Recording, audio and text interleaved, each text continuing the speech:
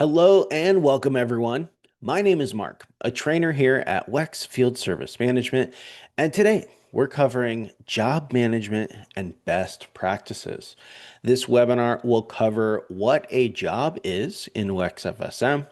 We'll do a job page overview, appointment status and visuals, multi-appointment jobs, flag for follow-up, and some job reporting so you can manage your jobs in bulk. We will do a live Q&A at the end where you can get your questions answered live on stream. And without further ado, let's go ahead and dive into WEX FSM. So when you first log in, you will be on the schedule page, and we're focusing on job management. Now, when you create an appointment, let's say, from the appointment page, that will create a job. So if I click new and create an appointment, if you see on here, I've got some appointments. If I hover over these appointments, each appointment that I create will create a job. Jobs are where we save and organize our appointments, notes. You can see your profit and loss for each job. You are able to have all your documents, your proposals, your invoices, your purchase orders, your payments, everything relating to a job will be saved in these job folders. And each time you make an appointment, it will create a job. You can also create jobs from customer pages. And let's go to our customer, Mary Smith. So I'm just typing the name in the search here. Mary is in my customer list, so I will click on Mary, and that brings me to Mary's customer page. Now, if I wanted to create a job with no appointment, I just want to create a job, I can do this from each customer page in the quick actions section. And it's the very last option here, create a new job form. When you click on this, it will allow you to create a new job. And once that job is created, you will see that job in the timeline. So if I create an appointment, that will create a job. If I use the create a new job form, that will also create a job. And all jobs will be these gray rectangles you see here. And if we're looking at Mary's timeline, we can see we've done a service call, maintenance plan, install, and each of these are separate jobs with their own information inside of them. Now, when you're looking at your timeline, you are able to click on the red arrow, and that is a little drop down, and that will let you see everything that's inside of that job. And when we're clicking, so I can see this one has an appointment only. This one has an invoice and a payment, appointment only. And these will represent jobs and show me the items in those jobs. Now, you are able to search for jobs. You can type the job number or the job name into this search here. And let's dive into a job and see everything that is inside of a job folder. So we're going to use job 11918 for our example today. And actually, the last thing I do want to show you this before we go into there. I'm going to talk in just a second about naming your jobs. So adding a job name. When you name your jobs, you can see that job name here next to the job number. So when we reference this, this is what I'm talking about. And if you don't name your jobs, you will only see the job number and no name. So it's easier for me to know that this is an install because I named it install versus not having a name. I may not know what this is without clicking in and having to investigate and look in. So job names come in handy, and just for a visual, this is what the difference is. Job name looks nice and clear here versus no job name. All right, so let's look for a 11918. We're going to go into our general service call job right here. Every job has a job page, and that's what we're on now. And we're going to do a full overview of what you can do on this page. Starting in the top left, you have the job number, which will populate automatically each time you create a job, and the job name. This would have been the name you gave the job when you first created it. Then your customer name, location, customer contact information. On the right side, we have a job tracker. So as you create and complete appointments, proposals, purchase orders, invoices, and take payment, you can kind of get an idea of where you are in the process of completing this job.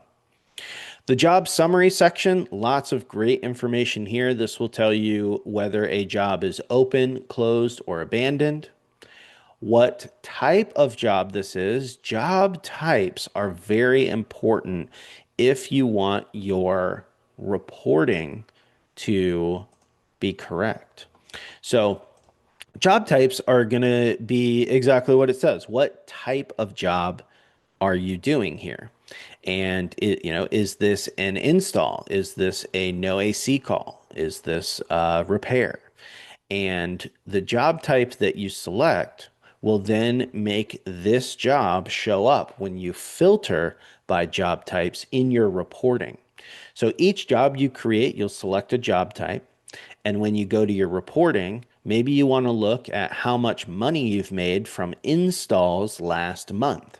As long as you are setting your job type for each job, that will be very easy to do. Now, job types, if you're new to the system, you may only have some general job types that are in there that came with the software. But I recommend that you go in and update your job types so you have a more correct list of the types of jobs that you do here. To do this, to update your job types, you will go to Settings, Jobs, Job Types. Here is where you can edit or update or add new job types. And as long as you have your job type set here, when you create a job, you'll have the correct list of jobs to select from. So just I recommend coming here, creating your own job types. That way, when you get into your reporting, you can filter by each job, the type of job that you do. Job price. This is going to be the pricing structure that your price book will take on when you add items from your price book to a proposal or invoice. It will either be the standard price or one of the following: a maintenance plan price. And then you have three modifiers that you can set to make your own custom pricing.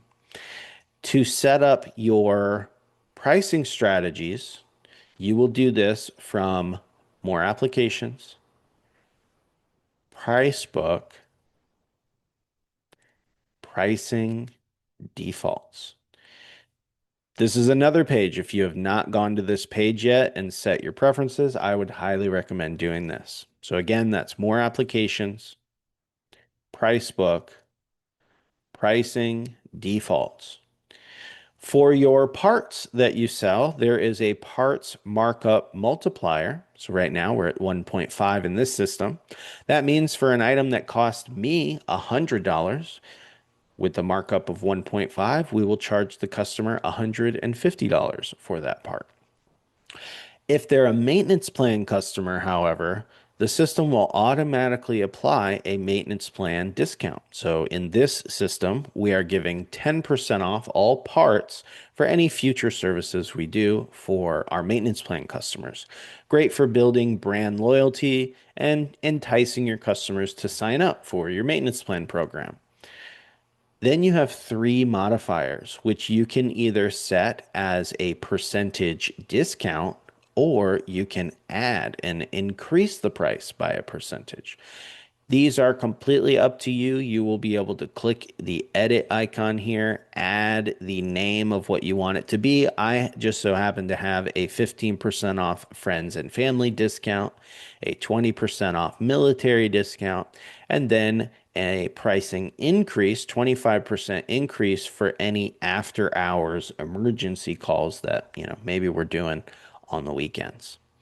When you create your job, it will always start as the standard price for non-maintenance plan customers. If it's a maintenance plan customer, it will automatically switch it to the maintenance plan pricing, so you don't have to think about that. And if this is, a friend of the family or someone in the military, or I'm doing extra work after hours, I can then select from these. When I go to create my invoice and I want to add items from my price book, it will take on the pricing that I set here as my job price. We also have calls and notes. So any notes that have been added, whether that's from the mobile app or from the office, you'll see here. Any checklists that you may want. Checklists are great if you have very specific ways you want things to be done or inspections that need to be done for a certain job type. So you can have those checklists created, and you can even assign checklists to jobs by job type. And just to give you a little example here, if I go to more applications, checklists, this is the page where you will set up your checklists. And for example, maybe there is for our maintenance visits, I want to make sure all my technicians are going to go out and do my maintenance check, how I would do it. And I created a maintenance checklist, and the items are here. You can choose between short answer or multiple choice. And this is a checklist that you can assign automatically by job type. So I went to my job types, I created a maintenance job type. When I do my maintenance calls, I set it as a maintenance job type, and then I have the maintenance job type set here. So every maintenance job that I create, it automatically attaches this to those jobs. So you don't even have to think about it. And you can do this for every type of job you do. Maybe you want to create a checklist for, uh, uh, you said you're in HVAC, so maybe you have different systems that you need a checklist for each type of system. You could create one for each and assign those to those job types. So great synergy there. Any equipment that the customer has, you can document on their customer profile. You can also document out in the field using the mobile app, and a history of those will be here. So you can quickly reference what equipment is on location. Any attachments that you've added, before and after pictures, pictures of serial numbers, model numbers. Review requests, you can send out a request for your customer to review your service. User allocation, if you want to see what percentage of this job you are giving to your technicians, maybe you want to provide some commission for certain jobs. And then profit and loss. Each job will show you how much money you have made from that job. Now, the profit and loss, a little detail here. There's two main things that you need to set up in your system for your profit and loss numbers to be correct. The revenue is going to come from all invoices in your system. I'm sorry, for this job. So if I have an invoice, let's see, for this one, we have two invoices. And so the addition of all invoices for this job will be the total revenue. But then we need to subtract product costs, which would be our cost for those products, and labor cost, which would be how much you're paying for 1 hour of service for your technician to go out and do that job. To make sure your product costs are correct, that is set in the price book when you're building your price book items. So if I go to more applications, price book, my price book,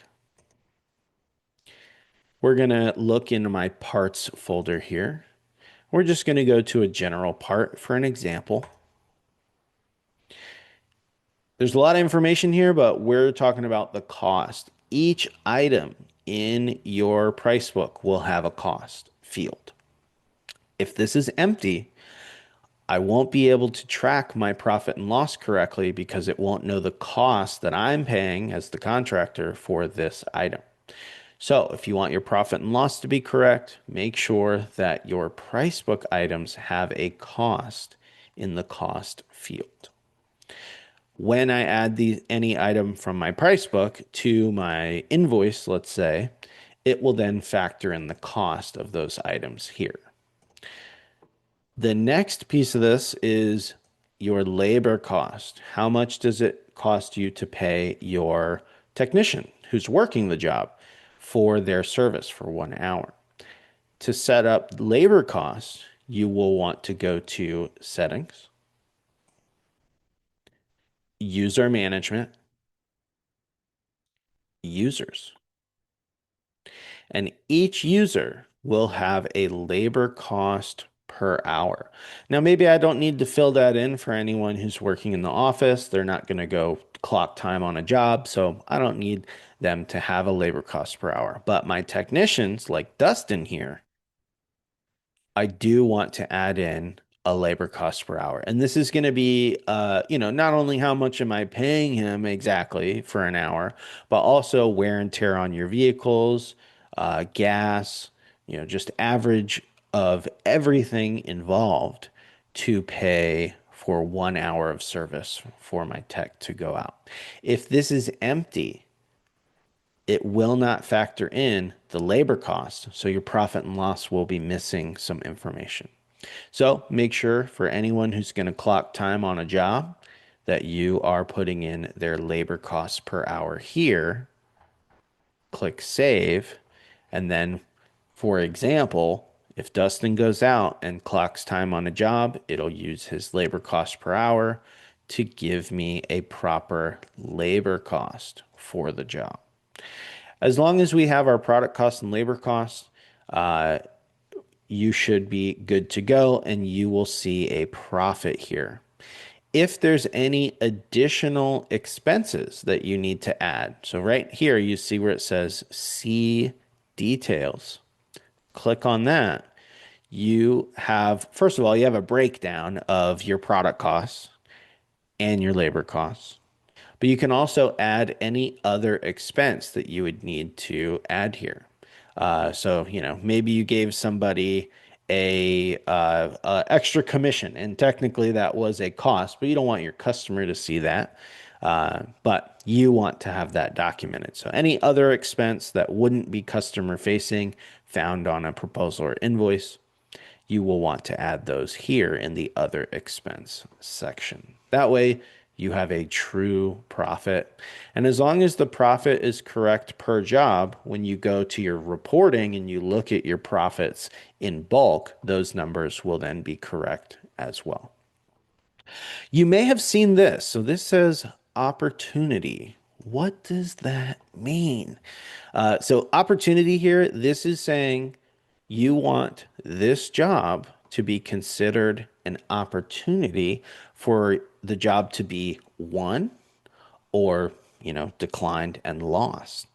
And this will help you track your close rate on big jobs. Uh, you can use this however you want, but the most common way this is used is for proposals. Any job where you would create a proposal where your customer would need to approve and sign for that job to happen, you will want to turn on opportunity. If this is off, this job will not be considered in your close rate and is not seen as an opportunity. If this is on, then this job will be considered in your close rate. And you can view your close rate from the proposals report. So let's pop out real quick to reporting. So we're clicking on reporting in the top navigation. And you can, if you go to the proposals report, so under the jobs section, go to proposals.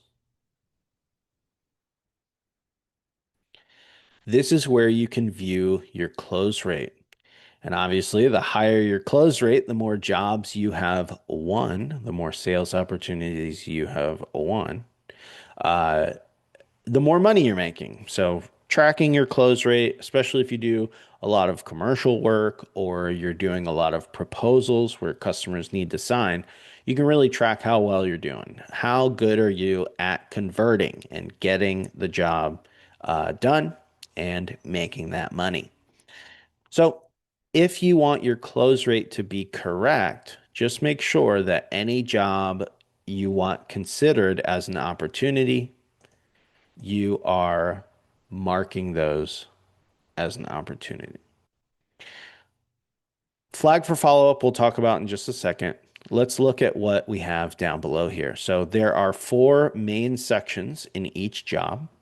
You've got appointments and service requests. So typically I'm doing my scheduling from the schedule page.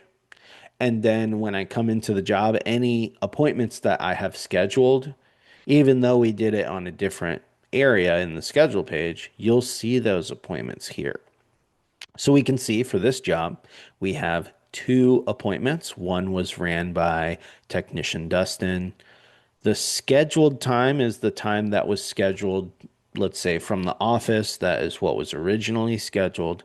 The actual time is what the technician clocked when they were out there.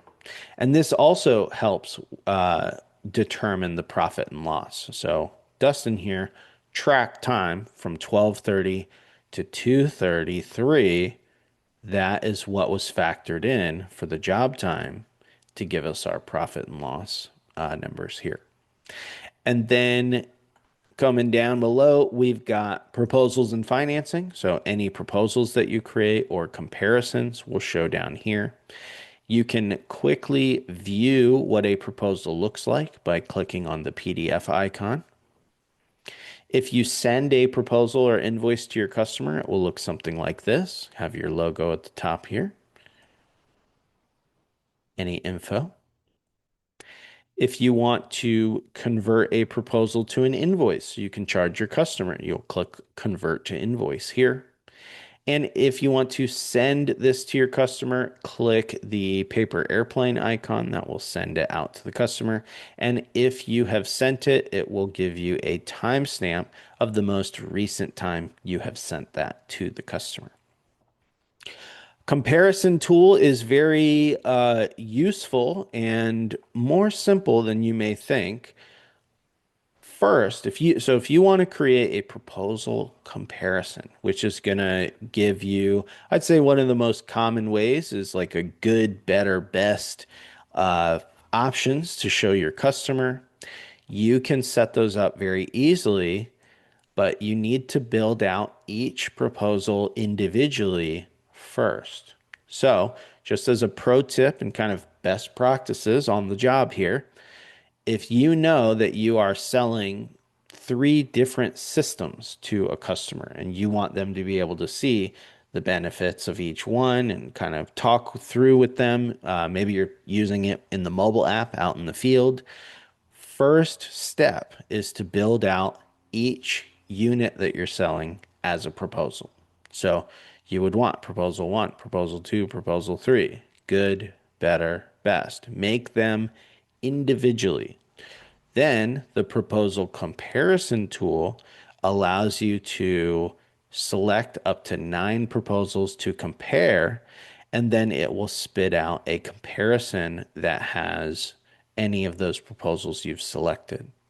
And so we can see here, if we're looking at this, we have a good option, a better option, a best option.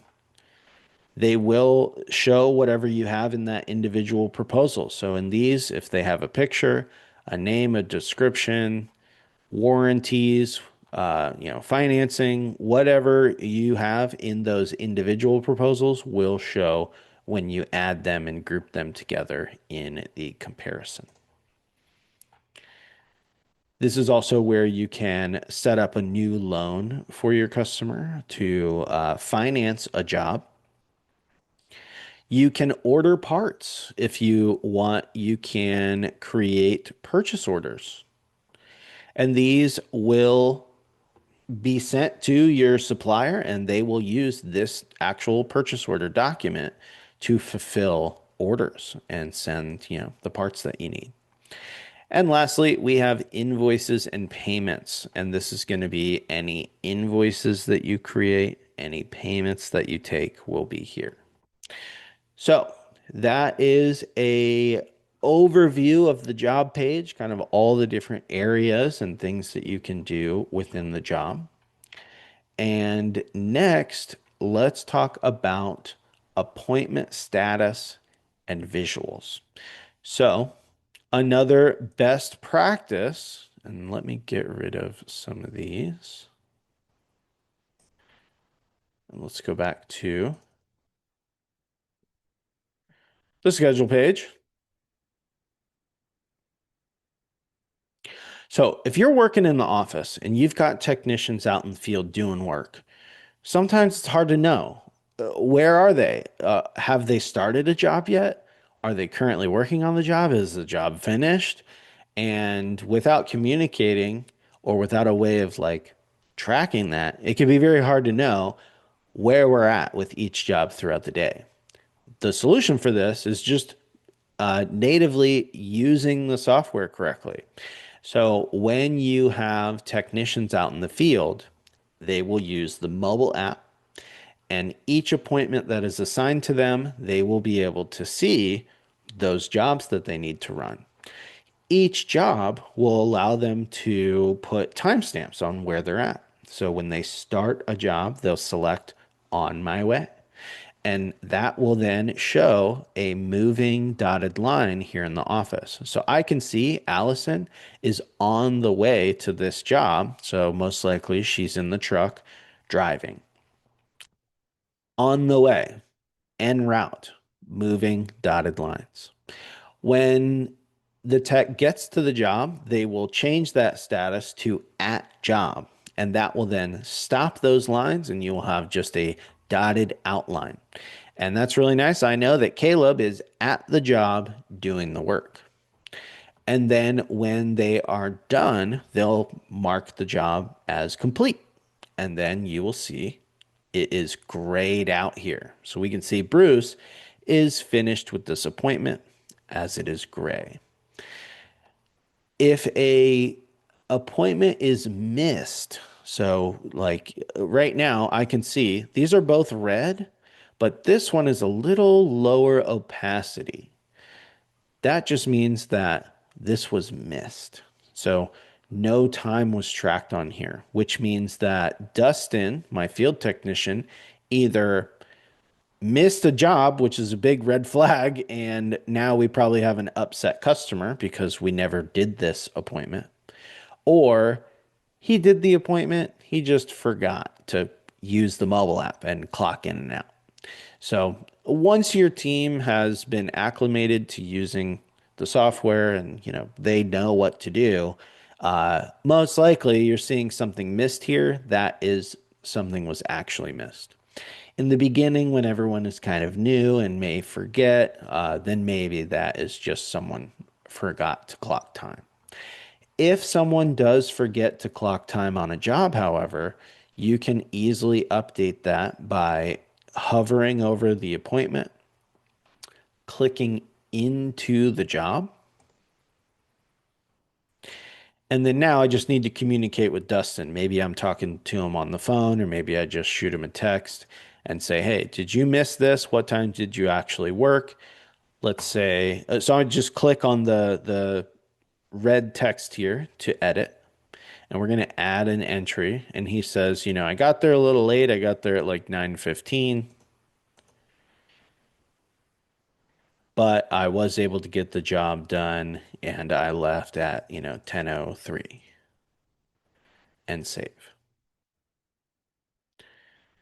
So now that has been, the actual time has been documented.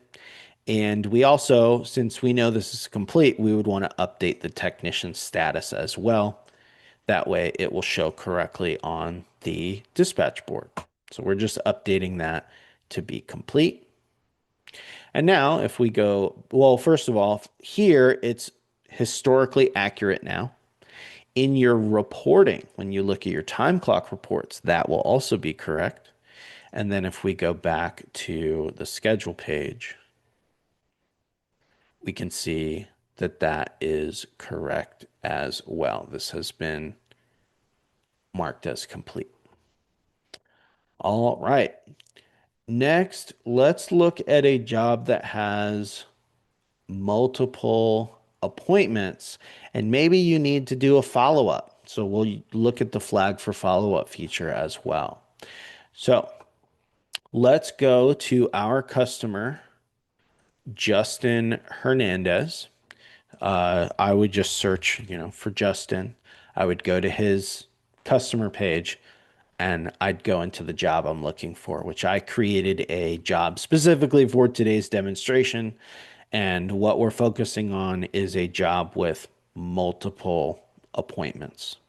So today we're talking about job management best practices. When you are doing a job, you'll create an appointment. Your technician will go out, they'll do the work. If they run into something that prevents them from finishing that job, then you're going to have to make a second appointment for them to go out and finish the job. A very common way that this happens is you don't have the right part that you need. You're going to have to order the part and go back when that part comes in.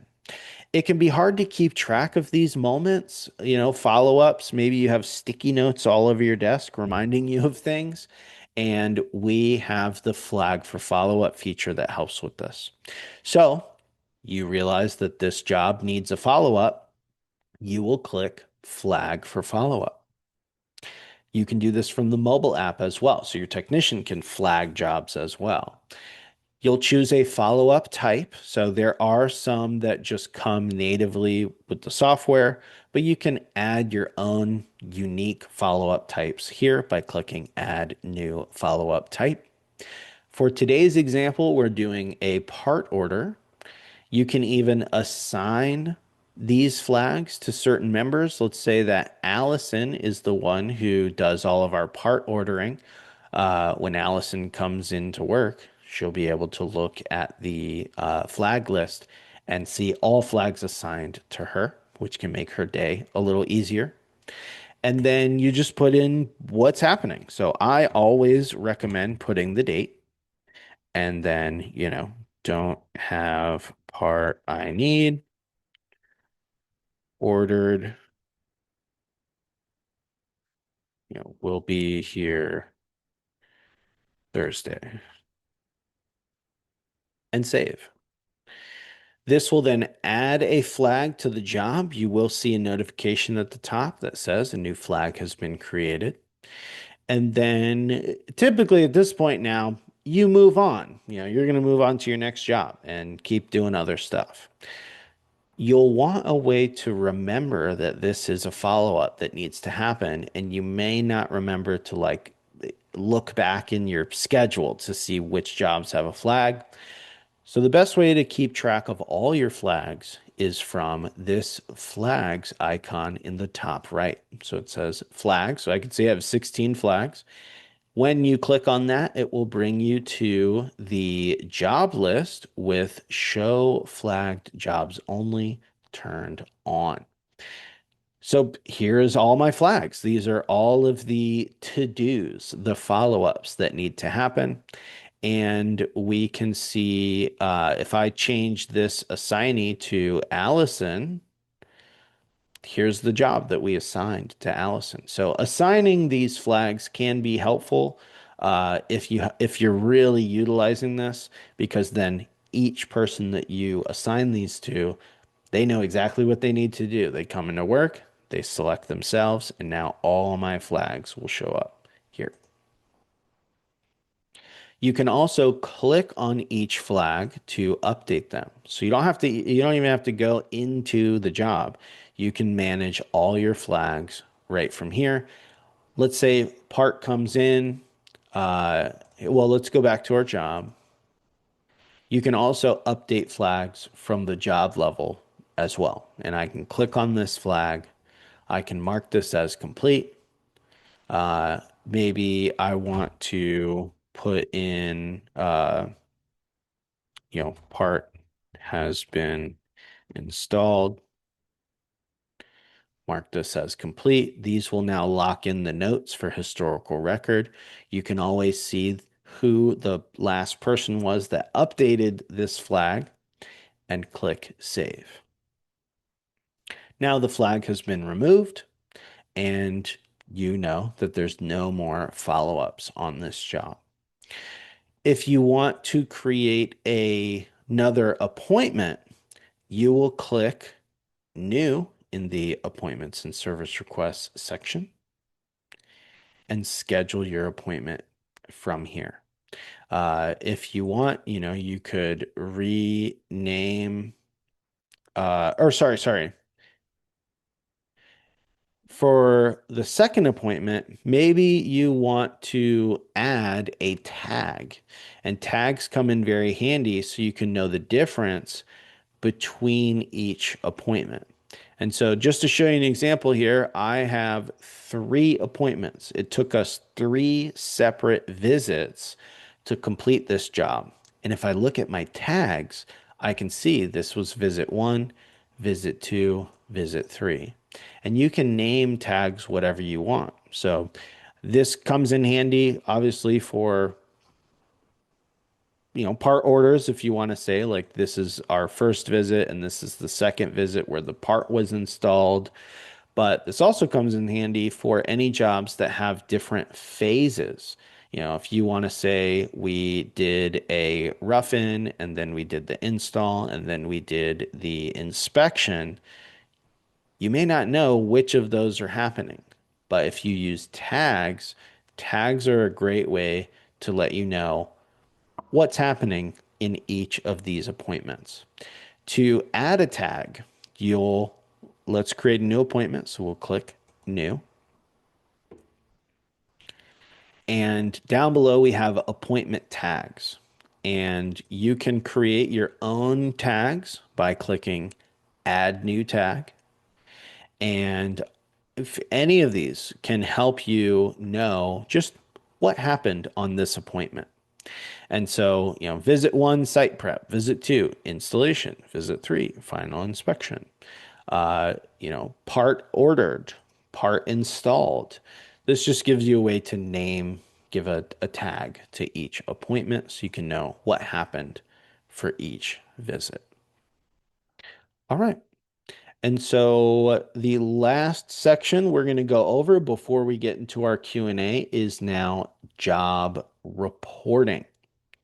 So let's go to reporting. So in the main navigation, you'll click reporting. Then we want to look at the job summary report. So today we're focusing on job management. If you want to really look at your job, see the health of each job, you'll want to go to the job summary report, which is in the jobs section under job summary. Click on that, and that brings you to the job summary report. Now, this is great for seeing the overall status of each job. This lets you know when the job was created, your customer, location. You can get right to the job folder by clicking on the job number. Job type, is it open, closed, or abandoned? Are there any flags on this job? Are there any checklists on the job? And the checklist has not been filled out. You'll see an exclamation point. So you know that this is an incomplete checklist. If you hover over the exclamation point, you can see how many items are, completed from that. And then we have three columns here: number of appointments, signed proposals, and invoices. It's always good to know every job, if we scheduled an appointment, was it completed? If you see, so let's see, today is the 12th. Here's one from yesterday. It was created, but not completed. And so what happened here? Now I can click into the job and do some investigation. Signed proposals. If we did an appointment and we completed that appointment, but there's no proposal and there's no invoice, did we not get paid? You know, what happened here? And so now you can kind of just see what's going on, see if there's anything missing, and then do your research to, find the answer of what went wrong or what was missing. So great place to see that. You can also search for flag jobs only, so you can see any flag jobs up front. So I just pushed the date back a little bit so we can see an example of that. If you hover over the flag, you can see the notes of what that flag is. With any of our reports, you can, if you see this green download button, you are able to download this as an Excel file or a PDF file if you need a printed version. Okay, that is all the information we have for today's presentation. I hope that you learned something. We're going to move to our Q&A now, but I just want to say thank you so much for joining. My name is Mark with WEX Field Service Management, and this has been Job Management and Best Practices.